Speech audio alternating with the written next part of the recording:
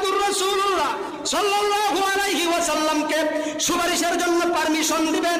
সমস্ত নবী রাসূলগুলো ইয়া নফসি করতে থাকবে, হায় আমার কি হবে, আমার কি হবে, আমার কি হবে, আমার কি হবে, এরকম ভাবে নবী রাসূল পর্যন্ত পেরেশান হয়ে যাবে।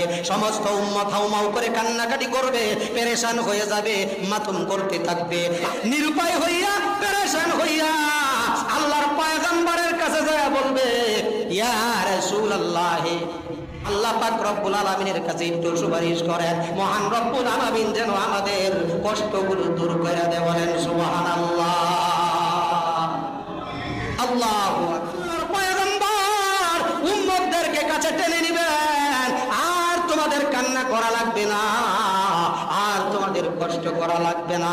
আল্লাহর পয়গম্বর আল্লাহর কুদরতি পায়ে সিজদায় পড়ে যাবে, ইয়া উম্মতি বইলা বইলা এরকম ভাবে কাঁদতে থাকবে। আল্লাহ পাক রব্বুল আলামিনের কুদরতি অন্তরের মধ্যে জোশ বেড়ে যাবে। আল্লাহ পাক রব্বুল আলামিন সহ্য করতে পারবে না, বন্ধু কান্দে, বন্ধুর চোখের পানি সহ্য করা যায় না। আল্লাহ পাক রব্বুল আলামিন ডাক দিয়ে বলে, বন্ধু আপনি মাথা উঠান, আপনি কি জন্য কান্দেন? আল্লাহর পয়গম্বর ডাক দিয়ে বলে, আমার গুনাহগার যত উম্মত আছে সমস্ত উম্মত গুলোকে আপনি মাফ করে দেন। আল্লাহ পাক রব্বুল আলামিন বলে, বন্ধু আপনি টেনশন করেন না, আপনি মাথা উঠান, আমি কথা দিলাম আপনার সমস্ত গুনাহগার উম্মতদেরকে আমি আল্লাহ রব্বুল আলামিন মাফ করে দিলাম, আপনার উম্মতদেরকে আপনি দৌড়া দৌড়া জান্নাতে ঢুকাইয়া দেন। বলেন সুবহানাল্লাহ।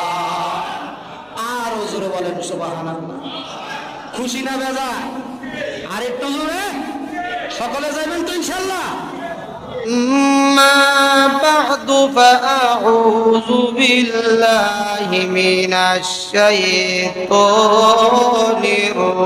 الرجيم بسم الله الرحمن الرحيم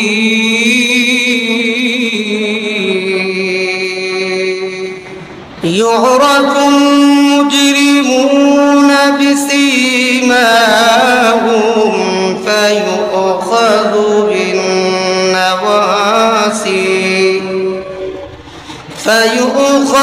بالنواسي والأقدام।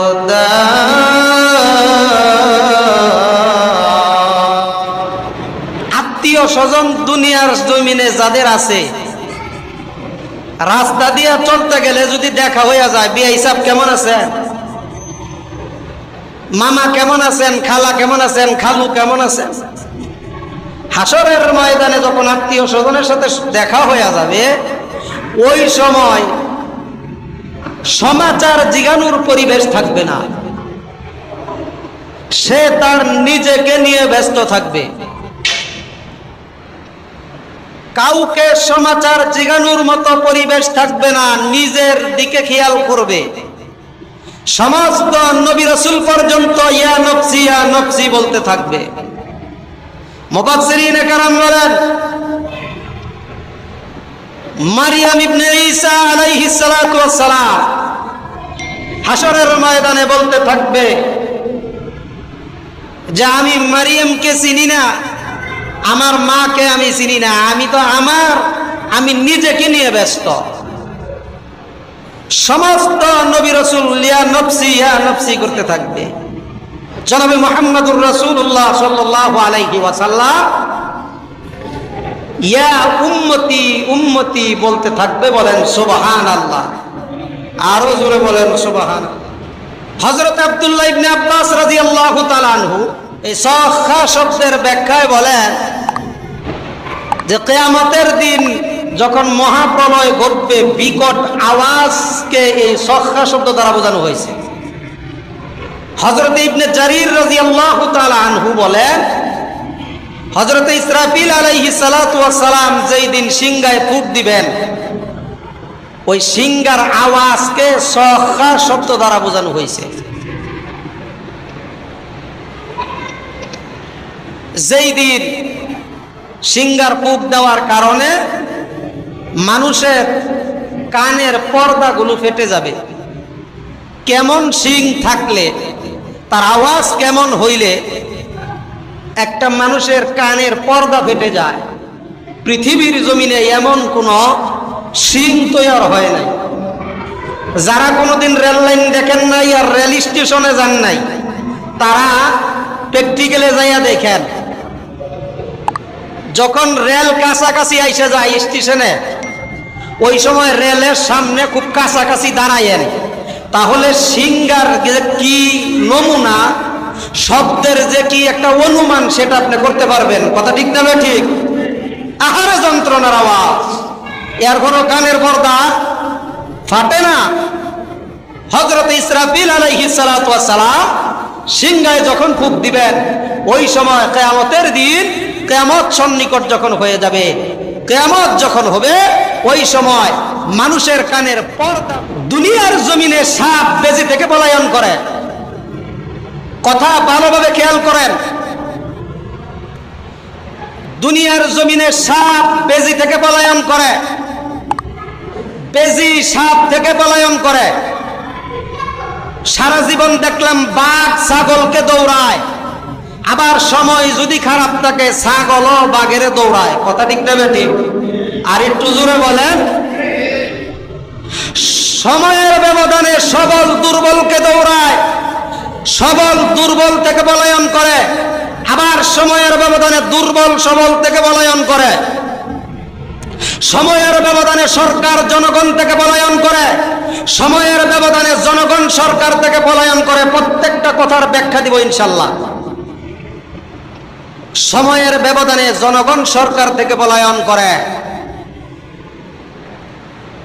ভাইরা আমার, এটা হলো দুনিয়ার সিস্টেম। আমরা নিজেরা পলায়ন করি। বাংলাদেশের সিস্টেম হইল পুলিশ জনগণ থেকে পলায়ন করে, আবার জনগণ পুলিশ থেকে পলায়ন করে। মুফাসসিরিনে কেরাম বলেন, এক সময় এই জিন মানুষ দেখলে পলায়ন করত। একদিন, দুই দিন, তিন দিন যখন দেখলো, জিন যখন দেখতে বুঝলো যে মানুষ আমারে দেখলে পলায়ন করে, সেই দিন থেকে জিন জাতির সাহস বাইরে গেল।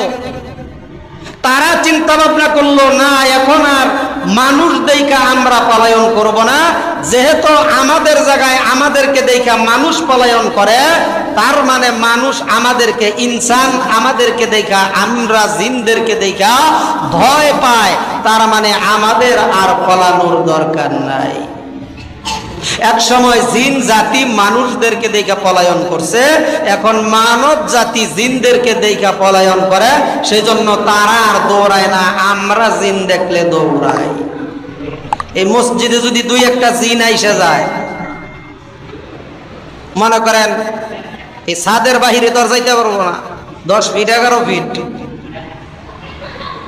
50-100 জিন যদি মনে করেন আসে জুমার নামাজ আদায় করার জন্য, কারণ জিনও মুসলমান, আমরাও মুসলমান, আমাদেরও জান্নাত জাহান্নাম আছে, জিনেরও জান্নাত জাহান্নাম আছে। এই জায়গায় বেশি না 100 জিন যদি মসজিদে, আমাদের মসজিদে আসে জুমার নামাজ আদায় করার জন্য, আসতেই পারে, আসা স্বাভাবিক। তারা মানুষদেরকে কষ্ট দিবে না। যারা আল্লাহওয়ালা জিন, যারা 5 ওয়াক্ত নামাজি, তারা মানুষদেরকে কষ্ট দেয় না। ভালো যারা, জিনদের মধ্যেও ভালো মন্দ আছে, মানুষের মধ্যেও ভালো মন্দ আছে না নাই? আছে। 100 জিন যদি আমাদের মসজিদে আইসা যায়, এই ফ্লোর থেকে নিয়ে সিলিং পর্যন্ত, তাহলে আমার মনে হয় জিন বাদ দিয়া একটা মুসল্লিও পাওয়া যাবে না। কিছুক্ষণ পরে ইমাম সাহেব দৌড়। কথা ঠিক দেবে ঠিক? আমার কথা কি আপনারা বুঝতে? হাসরের কঠিন ময়দানে আল্লাহ পাক রব্বুল আলামিন বলেন, সন্তান তার মা থেকে পলায়ন করবে, বাবা সন্তান থেকে পলায়ন করবে, মা সন্তান থেকে পলায়ন করবে, সন্তান মা থেকে পলায়ন করবে, ভাই ভাই থেকে পলায়ন করবে, আত্মীয় স্বজনের সঙ্গে দেখা সাক্ষাৎ হলেও তাকে সমাচার জিগানোর মতো মন মানসিকতা তার থাকবে না। এমন টেনশন, এমন পেরেশান বান্দা হবে, ইয়া নফসি বলবে, বান্দা নিজের চিন্তা নিজে করবে, অন্য কারো খবর নেওয়ার সময় তার থাকবে না। অন্য কারো খবর নেওয়ার সময় তার থাকবে না। আল্লাহর পয়গম্বর যখন সাহাবায়ে কেরামকে নিয়ে কিয়ামতের আলোচনাগুলো করতেছে, এমন সময় এক বেদুইন মহিলা আল্লাহর পয়গম্বরকে ডাক দিয়া বলে, ইয়া রাসূলুল্লাহ, হাসরের কঠিন ময়দানে সমস্ত মানুষগুলো নগ্ন থাকবে। হযরতে ইবনে আব্বাস রাদিয়াল্লাহু তাআলা আনহু হাদিস বর্ণনা করেন, আল্লাহর পয়গম্বর বলে সমস্ত মানুষগুলো কিয়ামতের ময়দানে নগ্ন অবস্থায় থাকবে। শুধু তাই নয়, খালি পায়ে কোনো জুতা স্যান্ডেল থাকবে না, কোনো সুর কোনো ব্যবস্থা নাই, খালি পায়ে নগ্ন অবস্থায় খতনাবিহীন অবস্থায় হাসরের ময়দানে সমস্ত মানুষগুলো উলঙ্গ অবস্থায় দাঁড়ায়া থাকবে। মহিলা ডাক দিয়ে বলে, ইয়া রাসূলুল্লাহ, হাসরের কঠিন ময়দানে নগ্ন অবস্থায় যখন নাকি মানুষগুলো থাকবে খালি পায়ে, ওই সময় একে অপরকে আরেকজনের দিকে তাকাবে না। আয়েশা সিদ্দিকা রাদিয়াল্লাহু তাআলা আনহা ডাক দিয়ে বলে, ইয়া রাসূলুল্লাহ, হাসরের কঠিন ময়দানে নগ্ন অবস্থায় মানুষগুলো যখন থাকবে, ওই সময় একে অপরের দিকে কি কেউ তাকাবে না? তাদের লজ্জাস্থানের দিকে কি কেউ তাকাবে না? কেউ কি লজ্জা পাবে না? আল্লাহর পয়গম্বর ডাক দিয়ে বলে, আয়েশা রে, ভালো করে শুনো, ভালো করে শুনো, সেই দিন অর্থাৎ কিয়ামতের দিন মানুষ নিজেকে নিয়ে এত ব্যস্ত থাকবে, এত ব্যস্ত থাকবে, নিজের ব্যস্ততার কারণে, নিজের টেনশনের কারণে একজন আরেকজনের দিকে তাকাবার সময় তাদের হবে না। সুবহানাল্লাহ বলে। কেমন হবে সেই দিন হাসরের ময়দানে? বান্দা একজন আরেকজনের দিকে তাকাবে না।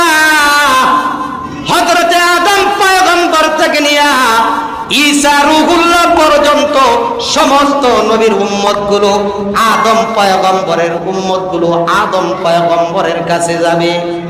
আল্লাহর পয়গম্বর, আমাদের অবস্থা তো ভালো না, এই পেরেশানি আর ভালো লাগে না, এই সূর্যের তাপ আর ভালো লাগে না, জমিনটা তামা হয়ে যাবে, এমন কষ্ট সহ্য করা যাবে না। আদম পয়গম্বরের কাছে যাওয়ার পরে বলবে, আল্লাহর পয়গম্বর, আমাদের জন্য একটু সুপারিশ করে। আদম পয়গম্বর ডাক দিয়া বলবে, আমি তো পারবো না, কারণ আল্লাহ পাক রব্বুল আলামিন গন্ধম খাওয়ার জন্য আমাদেরকে নিষেধ করেছেন, আমি গন্ধম খেয়েছি, না জানি হাসরের কঠিন ময়দানে মহান রব্বুল আলামিনের কাছে এর জন্য আমাকে জবাব দিতে হয়। বলেন সুবহানাল্লাহ। উম্মতেরা পেরেশান হয়ে যাবে।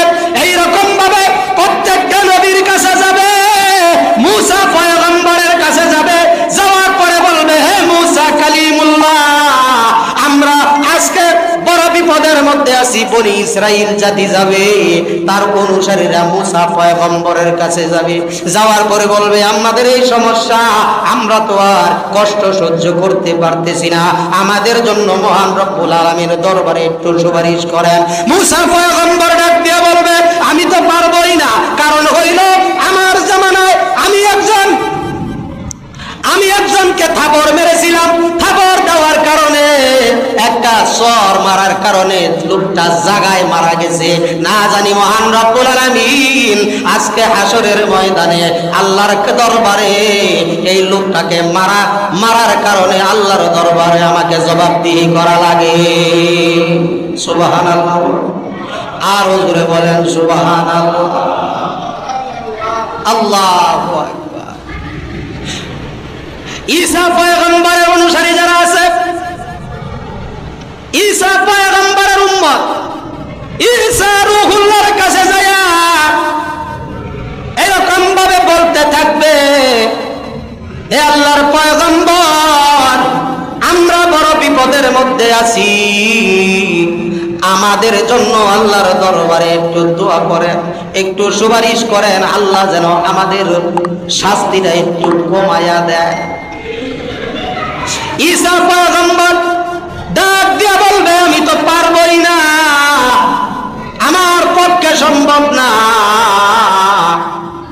ঈসা পয়গম্বর সহ ইয়া নফসি করতে থাকবে। বলবে ইহুদিরা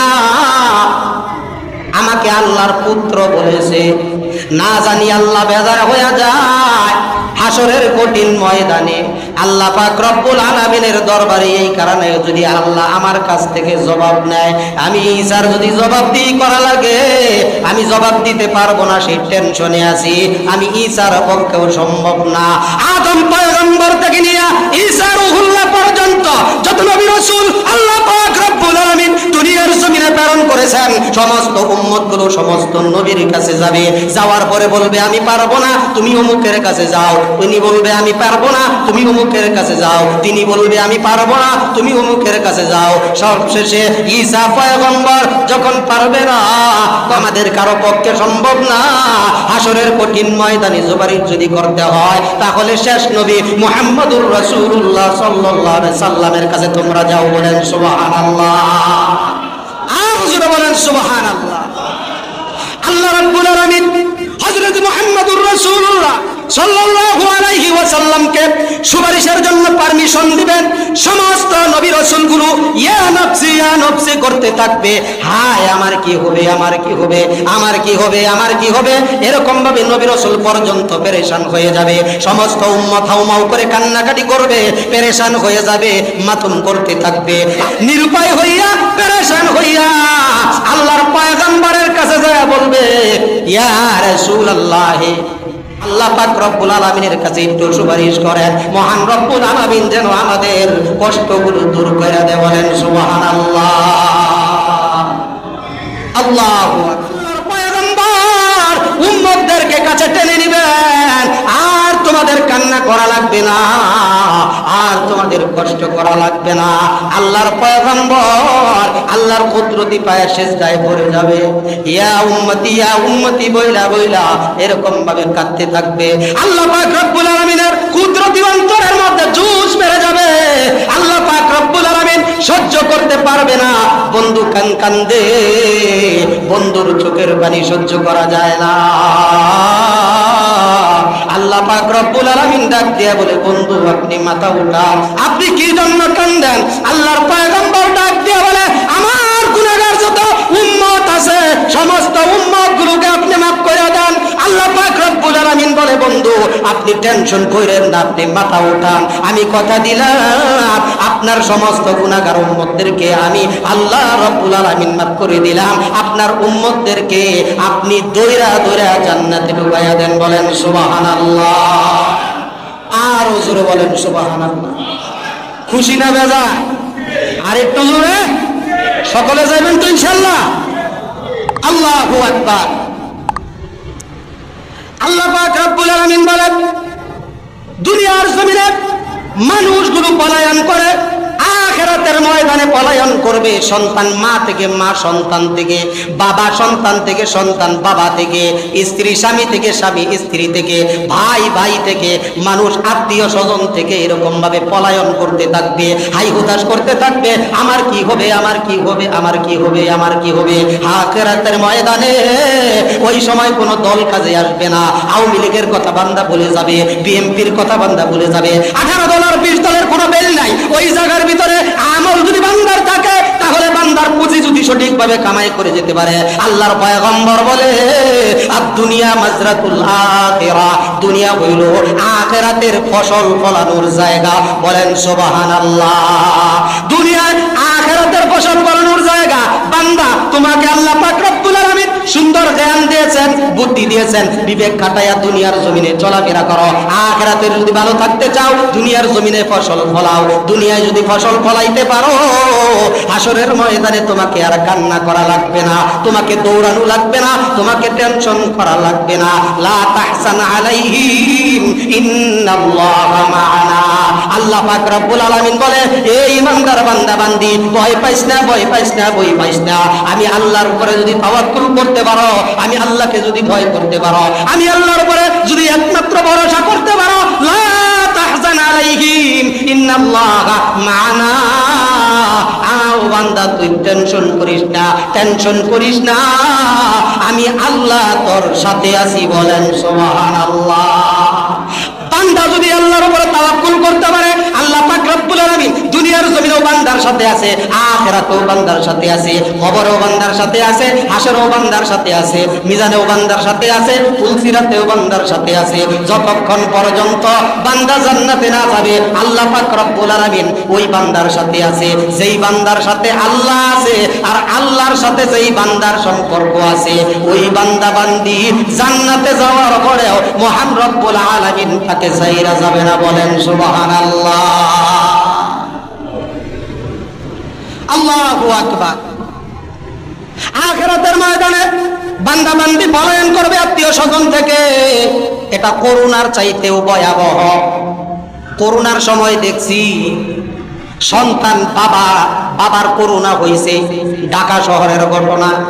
ওই করোনার সময় এরকম জানালা দিয়া খাদ্য দিছে, স্ত্রী স্বামীকে জানালা দিয়া খাদ্য দিছে, অনেক সময় খবরও নেয় নাই, খাইলো না খাইলো, ওই ঘরে প্রবেশ করলে না জানি আবার মইরা জায়গা, নিজে মরতো না, মরে স্বামী মারা যাক, নিজে মারা যাবে না, সন্তান মারা যাবে না, মরে বাবাই মারা যাক। করোনার সময় এই ঘটনা ঘটছে। তার মানে বুঝাইতে চাই এটা কেমন মহাব্বত। দুনিয়ায় যদি সাধারণ একটা রূপ দেওয়ার কারণে বান্দা যদি বান্দাকে বইলা যায়, বাবা যদি সন্তানকে বইলা যায়, স্ত্রী যদি স্বামীকে বইলা যাইতে পারে, তাহলে আখিরাতের ময়দানে যেই ঘটনা বললাম, সন্তান বাবাকে চিনবে না, বাবা সন্তানকে চিনবে না, স্ত্রী স্বামীকে চিনবে না, স্বামী স্ত্রীকে চিনবে না, সেটা সম্ভব না অসম্ভব? সম্ভব, অবশ্যই সম্ভব। সেটার বাস্তব নমুনা পিছনে করোনা গেছে। এখন আসেন, জনগণ সরকার থেকে পলায়ন করতে চায়, আর ব্যাখ্যা হইল আল্লাহু আকবার। সকলে বলি আল্লাহু আকবার। জনগণ সরকার থেকে পলায়ন করে, সরকার জনগণ থেকে পলায়ন করে, আসামি পুলিশ থেকে পলায়ন করে, পুলিশ আসামি থেকে পলায়ন করে। আছে না নাই? জনগণ সরকার থেকে পলায়ন করে, আর কারণ হইল যেই দেশের মধ্যে যেই দেশের সরকার থাকবে, ওই সরকার প্রধান যদি তৃণমূল থেকে নিয়ে সংসদ পর্যন্ত সরকার যদি দেশ চালাইতে ব্যর্থ হয়, সমস্ত আযাব গজবের কাম যদি করে, যেই সমস্ত অন্যায় দুর্নীতি পাপাচার গুলো করলে আল্লাহর পক্ষ থেকে আযাব আসার সম্ভাবনা আছে, ওই সমস্ত সম্ভাবনা যদি থাকে, ওই দেশের নাগরিক হইয়াও জনগণ সরকার থেকে পলায়ন করে। কারণ হইল গিয়া একজনে পাপ করছে, আমি ভালো কাজ করার পরেও, যখন নাকি হাদিসের মধ্যে আছে আল্লাহর পয়গম্বর বলে, যখন কোন এলাকার মধ্যে আযাব গজব আসে, মসজিদের এক কোণের মধ্যে বৈশা সে তাসবিহ দানা এরকম ভাবে জবে, লা ইলাহা ইল্লাল্লাহ সুবহানাল্লাহ আলহামদুলিল্লাহ, কয় বাহিরে যা হোক আমার দেখার বিষয় না, আমি আল্লাহ নিয়ে কইরা থাকি, তাহলে কিন্তু হবে না। সমাজে যদি গজব পড়ে, ওই তাসবিহগুলোর উপরে আগে বলবো, কথা ঠিক না বেটি? আর একটু জোরে বলে। সেই জন্য জনগণ সরকার থেকে পলায়ন করে। কোন দিন জানি এই দেশের মধ্যে আবার আযাব গজব আসিয়া যায়, কোন দিন জানি নূহ নবীর ওই সমস্ত নূহ পয়গম্বরের আমলের মতো প্লাবন আসিয়া আমাদেরকে বাসায় নিয়ে যায়। এরকম ভাবে জনগণ থেকে সরকার পলায়ন করে, আর সরকার পলায়ন করে জনগণ থেকে। এর কারণ হইল মার্সিডিজ বাজারু গাড়ি দিয়া, সরকারি বরাদ্দকৃত গাড়ি দিয়া চলাচল করা ছাড়া আমি হইলাম জনগণের প্রতিনিধি। আগেই বলেছি, আশারায়ে মুবাশশারা, কিয়ামতের শুরু, দুনিয়ার শুরু থেকে নিয়ে কিয়ামত পর্যন্ত স্বর্ণাক্ষরে লেখা থাকবে, এমন জীবন তুমি করিও গঠন, মরণে হাসিবে তুমি কাঁদিবে ভুবন। তুমি এমন ভাবে সরকার, এমন ভাবে দেশ পরিচালনা করো, গাড়ি দিয়া যাও, তোমার কোনো জনগণের সমস্যা নাই, তুমি হেলিকপ্টারে চলে যাও, কোনো সমস্যা নাই। আবার খালি পায়ে জুতা স্যান্ডেল কইরা গলিতে গলিতে রাস্তায় ৫৬,০০০ বর্গ কিলোমিটার গ্রামে গঞ্জে জনগণের সেবা করবা, হাইটা যাইয়া খোঁজ খবর নিবা, এইরকম পরিবেশ যদি করতে পারো, তাহলে আর কোনো সমস্যা হবে না। কিন্তু এমন পরিবেশ এমন হওয়ার কথা ছিল, হইছে তার উল্টা। এমন হইল, কয় যদি গাড়ি থেকে নাই না, খালি পায়ে যদি রাস্তা দিয়ে হাইটা জনগণের সাথে দেখা করতে যায়, এমন পরিবেশ হয়, কয় জনগণ গণদোলাই দিয়া মাইরা ফেলাবে। আছে না? আর একটু জোরে বলে। সেই জন্য জনগণ থেকে সরকার পলায়ন করে, আর সরকার থেকে জনগণ পলায়ন করতে চায়, গজব থেকে বাঁচতে চায়, আর সরকার পলায়ন কইরা বাঁচতে চায় গণদুলাই খায়া মৃত্যুবরণ করতে পারবো না। সাপ বেজি থেকে বাঁচতে চায়, বেজি সাপ থেকে বাঁচতে চায়, যার উপরে যে বেশি প্রবল হয় তখন তার থেকে সে দুর্বল জিনিস সে পলায়ন করতে চায়। সময় সারা জীবন দেখলাম বাঘ ছাগলকে দৌড়াইয়া গার মটকায়া খায়, কিন্তু সময়ের ব্যবধানে এই বাঘও একদিন ছাগলকে দেইকা ডরাই আছে না। সুদিন আর দুর্দিন, সময়ের ব্যবধান। আল্লাহু আকবার। বন্ধু বন্ধু থেকে পলায়ন করে। আসেন আল্লাহ পাক রব্বুল আলামিন সূরা আর রহমানের 33 নম্বর আয়াতে বলেন, ইয়া মা'শারাল জিন্নি ওয়াল ইনসি ইন ইসতাতা'তুম আন তানফুযু মিন আকতারিস সামাওয়াতি ওয়াল আরদ ফানফুযু লা তানফুযুনা ইল্লা বিসুলতান। আখিরাতের ময়দানে যারা পলায়ন করবে, সুশীল সমাজের কাছে প্রশ্ন করতে চাই, আখিরাতের ময়দানে যারা দৌড়াদৌড়ি করবে, ছোটাছুটি করবে, পলায়ন করবে, তারা কি পলায়ন কইরা আমেরিকা যাইতে পারবে নি? যাইতে পারবে? লন্ডনে যাইতে পারবে? আখিরাতে যারা পলায়ন করবে আমেরিকা, লন্ডন, ইউরোপ যাইতে পারবে না, ইতালি, ইংল্যান্ড যাইতে পারবে না। কিন্তু দুনিয়ার জমিনে যারা পলায়ন করে তারা আমেরিকা যাইতে পারবে, ইউরোপ কান্ট্রিতে যাইতে পারবে, সিঙ্গাপুর যাইতে পারবে, ইতালি, স্পেন, জাপান, নিউজিল্যান্ড যাইতে পারবে। আল্লাহ বলে খবরদার খবরদার, কিন্তু তুমি ওই পর্যন্তই তোমার সীমানা, এই ভূখণ্ডের বাহিরে তুমি যাইতে পারবা না। ইয়া মা'শারাল জিন্নি ওয়াল ইনস, ইনসান এবং জিনকে আল্লাহ ডাক দিয়া বলে, তোমাদের শক্তি থাকলে তোমরা পালায়া যাও। লা তানফুযুনা ইল্লা বিসুলতান। যেখানেই যাবে সেখানেই আমি আল্লাহ পাক রব্বুল আলামিনের কর্তৃত্ব আছে না নাই। যতই পলায়ন করুক, বন্ধু বন্ধুর থেকে পলায়ন করে বড় দূর কক্সবাজার যাই 8 দিন থাকবো, সিলেট জাফলং যাই কয়েকদিন থাকবো, থাকার পরে আবার ঘুরে আসবে, ভূখণ্ডের বাহিরে যাইতে পারবা না। আল্লাহ বলে যারা অন্যায় অপরাধ কইরা পলায়ন করার চেষ্টা করতেছ, আখিরাতের ময়দানে যেমন পালাইতে পারবা, মাগার রাস্তা খুঁজে পাবা না, পালানোর তোমার গন্তব্যস্থান ওই পর্যন্তই শেষ, আমি আল্লাহর হাতের নাগাল থেকে যাইতে পারবা না। দুনিয়ার জমিনে যারা অন্যায় অপরাধ কইরা যুগে যুগে যারা পলায়ন করার চেষ্টা করেছে, এক দেশ থেকে আরেক দেশে গেছে, খবরদার তারা কিন্তু পালাইয়া পার পায় নাই, আল্লাহর কাছে ধরা দিতে হবে। কথা ঠিক না বেঠে? আল্লাহ বলে ওয়ালা ইউসিকু ওয়াসাখাহু আহাদ। আমি আল্লাহ পাক রব্বুল আলামিনের বান্দা, বড় কঠিন বান্দা, আল্লাহর ধরা ইন্না বাতশা রব্বিকা লাশাদীদ। আমি আল্লাহর ধরা বড় কঠিন ধরা, শক্ত ধরা। আমি আল্লাহ ধরি না, ধরি না, ধরি না, ধরলে আমি আল্লাহ আবার ছাড়ি না। যেই দিন আল্লাহ ধরবে সেদিন দইরা ক্ষান্ত করবে না, ফেরেশতাদেরকে বলবে বান দে, কঠিন বান, বান দেওয়ার পরে গায়ে আর গর্দানে জুরাই জুরাই মার। কথা ঠিক না বেঠে? আল্লাহ পাক রব্বুল আলামিন আপনাকে আমাকে যে যেই অবস্থায়, যেই অবস্থানে আছি, যেখানেই থাকি না কেন, পৃথিবীর ভূখণ্ডের বাহিরে কোন প্রতাপশালী লোক, রাজা, বাদশা যাইতে পারে নাই, তুমিও যাইতে পারবা না। আল্লাহর কাছে ধরা দিতে হবে। এই জন্য মানুষের কাছে ক্ষমা না চেয়ে আল্লাহর কাছে রাতের আধারে তাহাজ্জুদের নামাজ পড়া তুমি ক্ষমা প্রার্থনা করো, তোমার জীবনের সমস্ত গুনাহগুলো আল্লাহ মাফ করে দিবে। কথা ঠিক না বেঠে?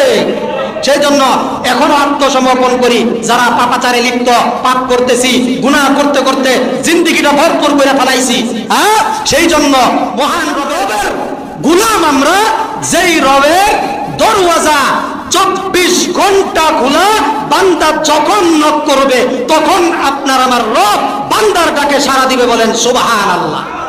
সেই জন্য আল্লাহ পাক রব্বুল আলামিন যেন আমাদের সকলকে তওবা করে, হায়াতের জিন্দেগি কখন কে কোন সময় চলে যায় আমি আপনি বলতে পারবো না। আল্লাহ পাক রব্বুল আলামিন মৃত্যু আসার আগে, আজরাইল মুলাকাত করার আগে আমার হায়াতের জিন্দেগির সমস্ত গুনাহ খাতাগুলো আল্লাহর দরবারে মোচন করে যেন কবরে যাইতে পারি, কবরে যাইতে পারি, কবরের পুঁজি নিয়া কবরে যাইতে পারি, সেই পুঁজি দিয়া দিয়া যেন জান্নাতে যাইতে পারি। আল্লাহ পাক রব্বুল আলামিন বলেন উজুহু ইয়াউমাইযিন মুসফিরা উজুহু ইয়াওমাইযিন মুসফিরা দাহিকাতুম মুস্তাবশিরা ওয়া উজুহু ইয়াওমাইযিন আলাইহা গবারা তারহাকুহা কাতারা।